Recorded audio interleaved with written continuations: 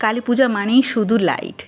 আজকে ঘরে এত সুন্দরভাবে লাইটিং হয়েছে যে চোখ ফেরানোই যাচ্ছে না। আর তার সাথে কি বলো তো, তার সাথে আছে প্রদীপ, মোমবাতি, তারপর রঙ্গোলি আছে, আর আছে আতশবাজি। ওটাকে কিন্তু মিস করা যাবে না। এই ছোটোখাটো আতশবাজিগুলো এই বাচ্চারা যখন ফাটায় তখনই আর কি পুরো কমপ্লিট হয়। আমি ঘরে এসে দেখছি বাচ্চারা মিলে, আমি তো নদীতে গেছিলাম, তো নদীতে ঘোরাঘুরি হয়ে যাওয়ার পর যখন আমি ঘরে আসি, এমনিতেই মিষ্টি ফোন করে করে খুব বকছিল, বলছিল তুমি আজকেই চলে গেছো, জানো আমরা কত কী করলাম। যাই হোক, তো যখন ঘরে এসে দেখছি ওরা রঙ্গোলি দিয়ে দিয়েছে, বাচ্চারা রঙ্গোলি দিয়েছে, আর তোমরা দেখো কত সুন্দর করে দিয়েছে রঙ্গোলিটা। আমি ভাবছি তোরা কত ট্যালেন্টেড রে, আমরা এত ট্যালেন্টেড ছিলাম না, আর ছিলাম না কি এখনও নই, আর কি ট্যালেন্টেড নই এত এত ওরা মানে এতটাই এক্সাইটেড, দুপুর 3টে থেকে ওরা করছে এইসব। আর ঘরটাকেও খুব সুন্দর করে মোমবাতি দিয়ে সাজিয়েছে। তারপর আমিও একটু লেগে পড়লাম, মিষ্টি আমি মিলে একটু মোমবাতি চারিদিকে একটু দিলাম, বেশ ভালো লাগছে আর কি। আর তারপরে ভাবছিলাম যে ওরা যে আতশবাজিগুলো ফাটাচ্ছে, মানে ওরা না কত রকমের এখন মানে আতশবাজি বেরিয়েছে, যেরকম একটা ছোট্ট ওই রসুন বোম বলে ওটাকে, না পপ বলে, কী সব বলে জানি না বাবা। তো ওটা নাকি ছুঁড়ে দিলেই আর কি ফেটে যাচ্ছে, মানে এরকম ছুঁড়ে দিলেই ফেটে যাচ্ছে। তো প্রথমে ভাবছিলাম বাকি সুন্দর তো জিনিসটা, মানে করছেটা কি, এটাই তো প্রথমে বুঝতে পারছিলাম, ঠুপঠাপ শুধু আওয়াজ হচ্ছে, করছেটা কি।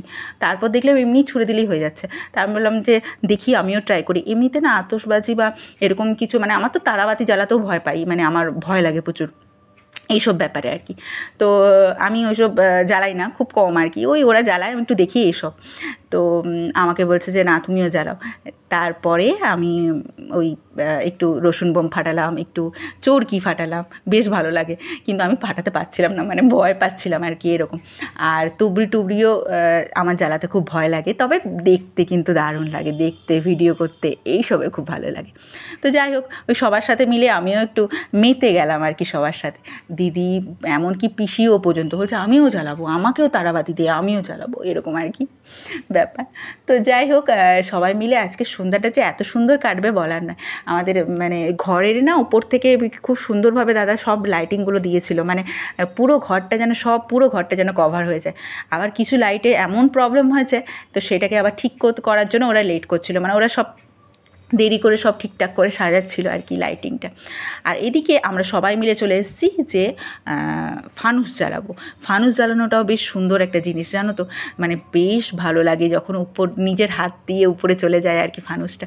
দাদা অনেকগুলো ফানুস এনেছিল, প্রায় 4-5টা এনেছিল। তো আমাদের এখানের পাড়ার যত বাচ্চা আছে সবাই মিলে আমরা আমাদের ঘরের সামনে আর কি সবাই মিলে মানে এইরকম বোম ফাটাচ্ছিলাম, তুবড়ি ফাটাচ্ছিলাম। আর বোম মানে বড় বড় বোম নয়, ওই রসুন বোমগুলি ফাটাচ্ছিলাম আর কি। আর এই ফানুস উড়াচ্ছিলাম, এত ভালো লাগছিল না নিজের হাতে ফানুস ওড়াতে। আমি আর পাপি আগে একবার ট্রাই করেছিলাম, কিন্তু বিশ্বাস করো আমরা না পারিনি। ফানুসটাকে জ্বালাতে গিয়ে ফানুসটা পুড়েই গিয়েছিলো, আর আমরা ওড়েনি আর কি ফানুসটা ওড়ানোর জন্য একটা টেকনিক লাগবে, মানে ওরকম করে ধরে উড়বে না আর কি। তো ওইটাই আর কি, সবাই মিলে বাচ্চারা যে কী এক্সাইটেড ছিল বলার নয়, ফানুস ওড়ানোর জন্য এত এক্সাইটেড ছিল, খুব দারুণ লাগছিল। আর যখন উপরে উড়ে যাচ্ছিল অসাধারণ লাগছিল। তো এরকম করে 4-5টা ফানুস উড়িয়েছি আমরা মানে তখন প্রায় আর কি 9:30 ওরকম বেজে গেছে, 9:30, 9টা 10টা। আর এদিকে বৌদি আর দিদি রেডি হয়ে পুজো দিতে যাবে আর কি। আজকে তো পুজো বোধহয় একদম রাতে, মানে মাঝরাতে পুজো। দিদি আর বৌদি উপোস দিয়েছে। আর বিশ্বাস করো ওদের দুজনকে এত সুন্দর লাগছে না, যে উপোস দিয়েও যে এত সুন্দর লাগে সত্যি জানা ছিল না। বেশ শাড়ি টাড়ি পরেছে, বেশ ভালো লাগছে দুজনকে। যাই হোক, ওরা পুজো দিতে গেছে আর এই পাড়াতেই আর কি, পাড়ার ঠাকুরে। তো এখানে না পুজো কেমন হয় বলো তো, ওই দুর্গা পুজো যেরকম থিম পুজো হয় সেরকম কালী পুজোতেও অনেকগুলো কালী ঠাকুর হয়েছে, বেশ সুন্দর করে সাজানো, মানে যেরকম হয় আর কি প্যান্ডেল সেরকম হয়েছে। এখন তো আবার কালী পূজা মানেই ওই ভূতের বাড়ি। আমাদের এখানে যে পাড়াতে কালী পুজো হচ্ছে সেটার নাম হচ্ছে ভূতের বাড়ি। তো এইটা হচ্ছে সেই ভূতের বাড়ি। তো এই ভূতের বাড়িতে আর কি দিদি বৌদি পুজো দেবে।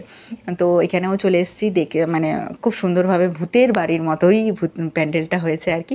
আর এই যে দিদি আর বৌদি বসে গেছে পুজোতে, মানে যদিও এখনও টাইম হয়নি, অনেক রাত হয়ে যাবে, মানে আজকে তো বোধহয় আসতে 2-3টে বাজবে।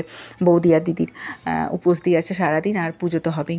তারপরে আবার ঠাকুর দেখতে গেছিলাম।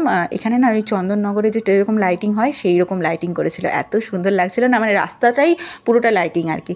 তো আর প্যান্ডেলটাও মানে ওই রকম লাইটে প্যান্ডেল, পুরোটাই লাইটের ওপরেই প্যান্ডেলটা। তো এরকম আর কি অনেক রকম থিম করেছে। তো যাই হোক, 1-2 দেখলাম আজকের জন্য, আবার কালকে দেখা হবে। তো যাই হোক, আজকের জন্য এইটুকুই। সবাই ভালো থেকো, সুস্থ থেকো, টাটা।